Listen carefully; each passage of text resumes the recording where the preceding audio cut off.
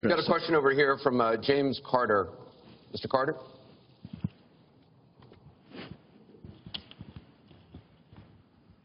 My question is, do you believe you can be a devoted president to all the people in the United States? That question begins for Mr. Trump. Absolutely. I mean, she calls our people deplorable, a large group, and irredeemable.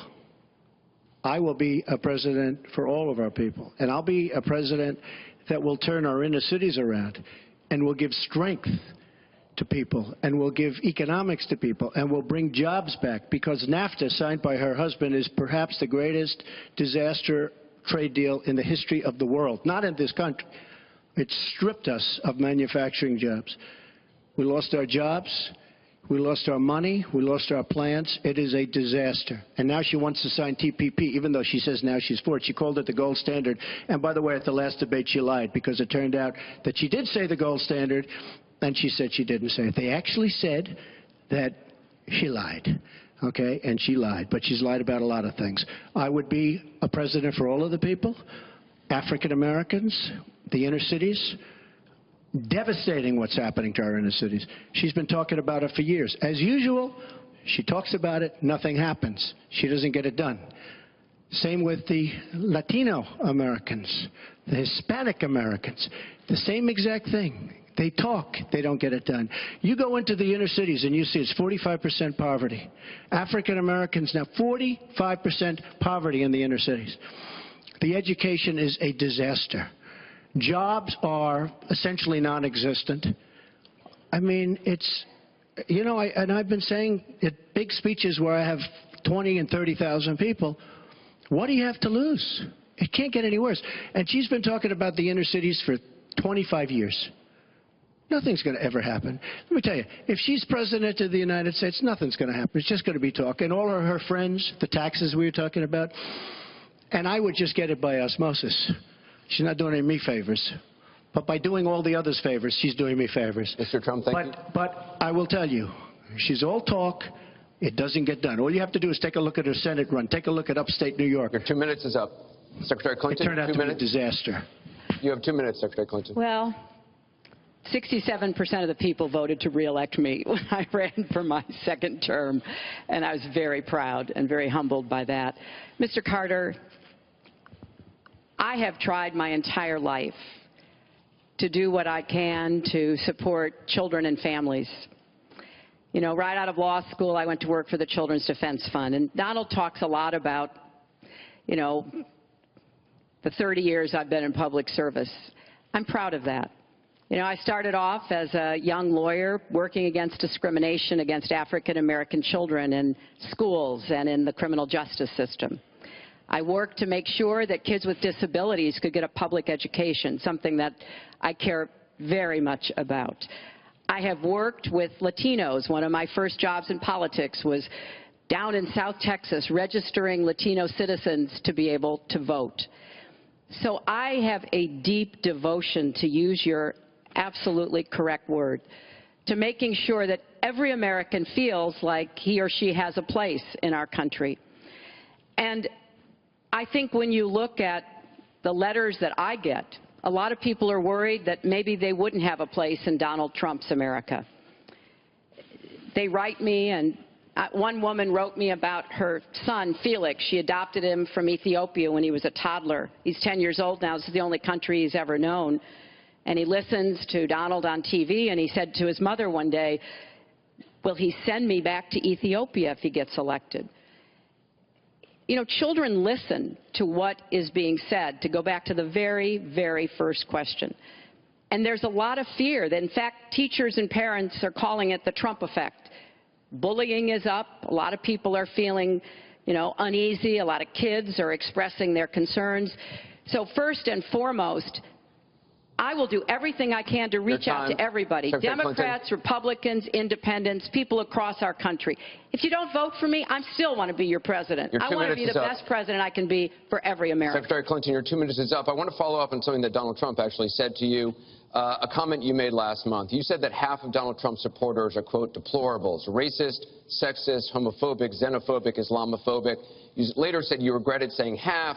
You didn't express regret for using the term deplorables. To Mr. Carter's question, how can you unite a country if you've written off tens of millions of Americans? Well, within hours, I said that I was sorry about the way I talked about that, because my argument is not with his supporters. It's with him and with the hateful and divisive campaign that he has run, and the inciting of violence at his rallies, and the very brutal kinds of comments about not just women, but all Americans, all kinds of Americans. And what he has said about African Americans and Latinos, about Muslims, about POWs, about immigrants, about people with disabilities, he's never apologized for. And so I do think that a lot of the tone and tenor that he has said, I'm proud of the campaign that Bernie Sanders and I ran. We ran a campaign based on issues, not insults, and he is supporting me 100%. Thank you. Because we talked about what we wanted to do. We might have had some differences, and we had a lot of debate. Thank you, Secretary. But we believed that we could make the country better, and I was proud of that. I'm going to give you a minute 20 seconds. We have a divided nation. We have a very divided nation. You look at Charlotte, you look at Baltimore, you look at the violence that's taking place in the inner cities, Chicago. You take a look at Washington, D.C. We have an increase in murder within our cities, the biggest in 45 years. We have a divided nation because people like her, and believe me, she has tremendous hate in her heart. And when she said deplorables, she meant it. And when she said irredeemable, they're irredeemable. You didn't mention that. But when she said they're irredeemable, to me that might have been even worse. She said some of them are irredeemable. She's got tremendous hatred. And this country cannot take another 4 years of Barack Obama, and that's what you're getting with her. Mr. Trump, let me follow up with you. In 2008, you wrote in one of your books that the most important characteristic of a good leader is discipline.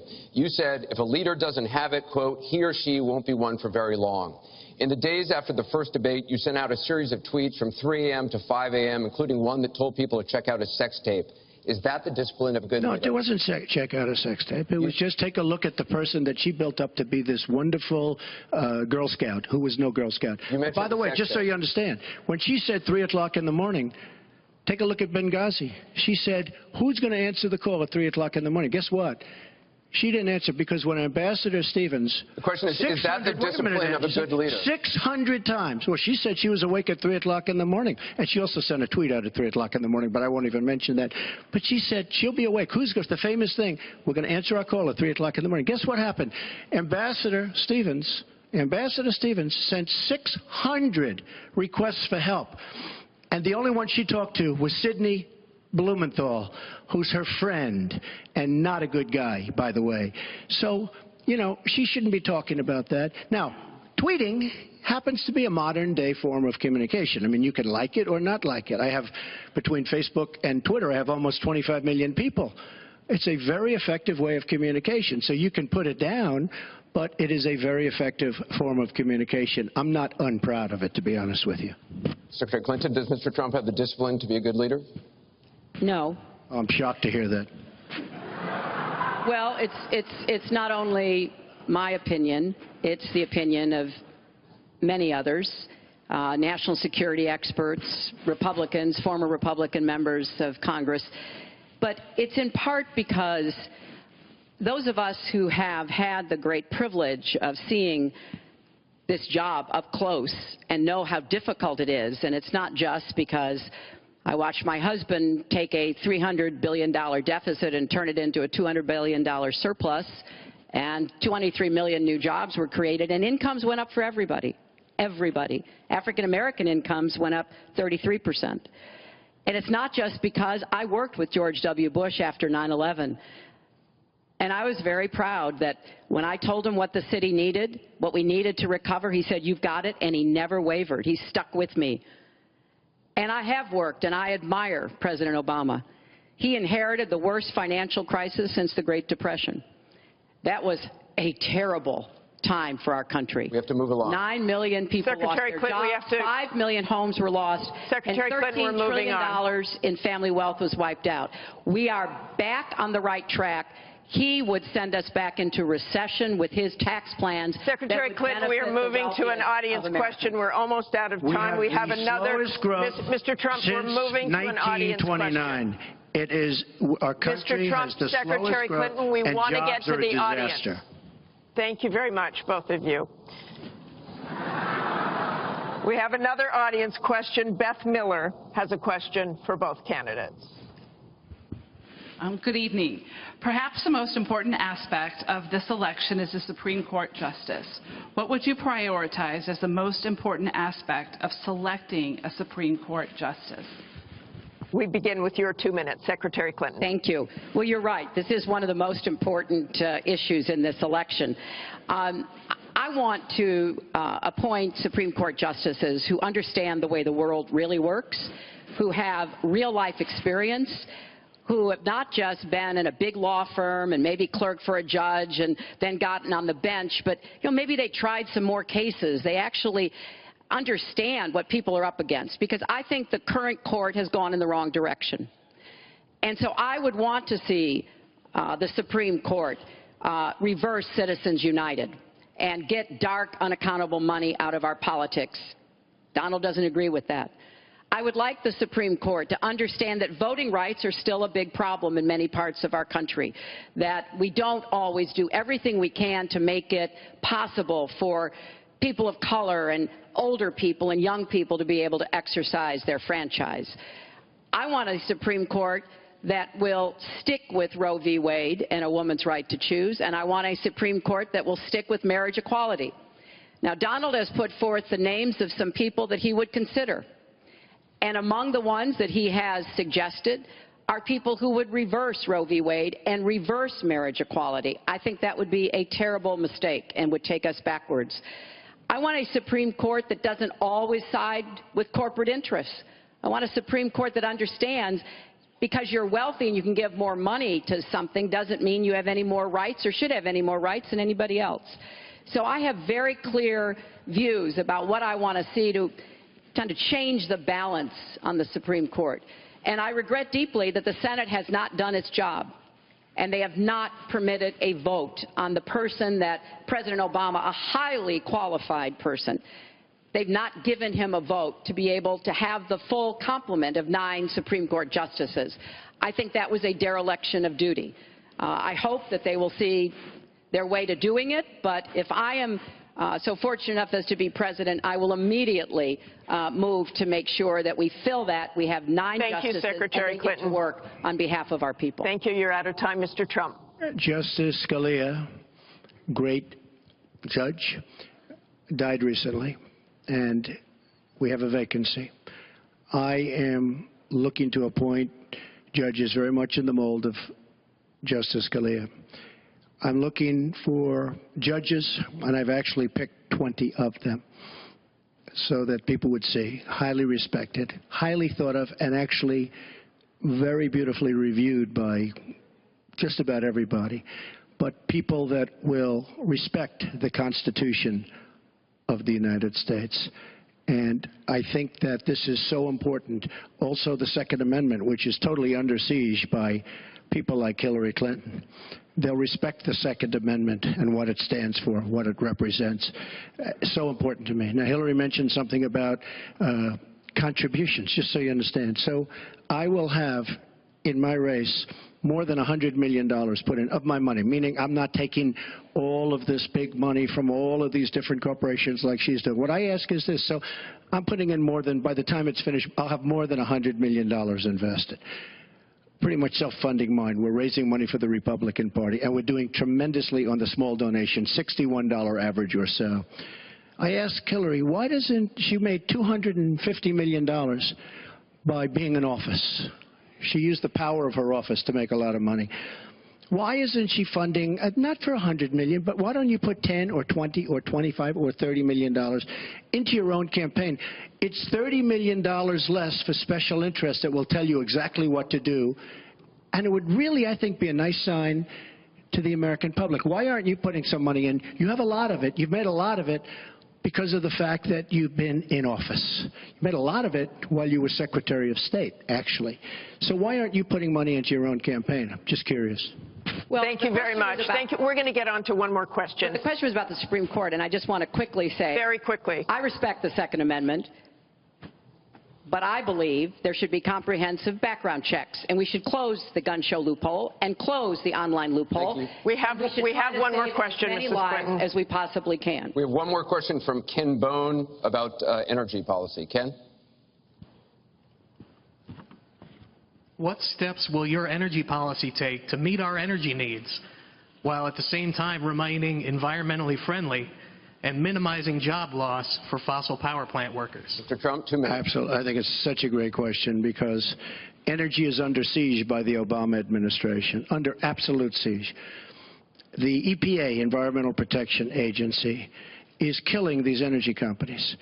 And foreign companies are now coming in, buying so many of our different plants, and then rejiggering the plant so that they can take care of their oil. We are killing, absolutely killing, our energy business in this country. Now, I'm all for alternative forms of energy, including wind, including solar, etc. But we need much more than wind and solar. And you look at our miners. Hillary Clinton wants to put all the miners out of business. There is a thing called clean coal. Coal will last for 1,000 years in this country. Now we have natural gas and so many other things because of technology. We have unbelievable, we have found over the last 7 years, we have found tremendous wealth right under our feet. So good, especially when you have $20 trillion in debt. I will bring our energy companies back. They'll be able to compete. They'll make money. They'll pay off our national debt. They'll pay off our tremendous budget deficits, which are tremendous. But we are putting our energy companies out of business. We have to bring back our workers. You take a look at what's happening to steel and the cost of steel, and China dumping vast amounts of steel all over the United States, which essentially is killing our steel workers and our steel companies. We have to guard our energy companies. We have to make it possible. The EPA is so restrictive that they are putting our energy companies out of business. And all you have to do is go to a great place like West Virginia or places like Ohio, which is phenomenal, or places like Pennsylvania, and you see what they're doing to the people, miners and others in the energy business. It's a disgrace. Your time is up. Thank you, sir. It's an absolute disgrace. Secretary Clinton, 2 minutes. Well, that was very interesting. First of all, China is illegally dumping steel in the United States, and Donald Trump is buying it to build his buildings, putting steel workers and American steel plants out of business. That's something that I fought against as a senator, and that I would have a trade prosecutor to make sure that we don't get taken advantage of by China on steel or anything else. You know, because it sounds like you're in the business or you're aware of people in the business, you know that we are now for the first time ever energy independent. We are not dependent upon the Middle East, but the Middle East still controls a lot of the prices. So the price of oil has been way down, and that has had a damaging effect on a lot of the oil companies, right? We are, however, producing a lot of natural gas, which serves as a bridge to more renewable fuels, and I think that's an important transition. We've got to remain energy independent. It gives us much more power and freedom than to be worried about what goes on in the Middle East. We have enough worries over there without having to worry about that. So I have a comprehensive energy policy, but it really does include fighting climate change, because I think that is a serious problem. And I support moving toward more clean, renewable energy as quickly as we can, because I think we can be the 21st century clean energy superpower and create millions of new jobs and businesses. But I also want to be sure that we don't leave people behind. That's why I'm the only candidate from the very beginning of this campaign who had a plan to help us revitalize coal country, because those coal miners and their fathers and their grandfathers, they dug that coal out. A lot of them lost their lives. They were injured. But they turned the lights on and they powered our factories. I don't want to walk away from them, so we've got to do something for them.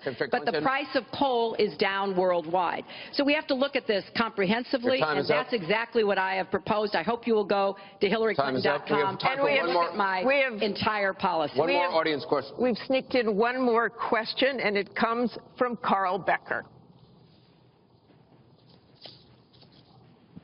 Good evening. My question to both of you is, regardless of the current rhetoric, would either of you name one positive thing that you respect in one another?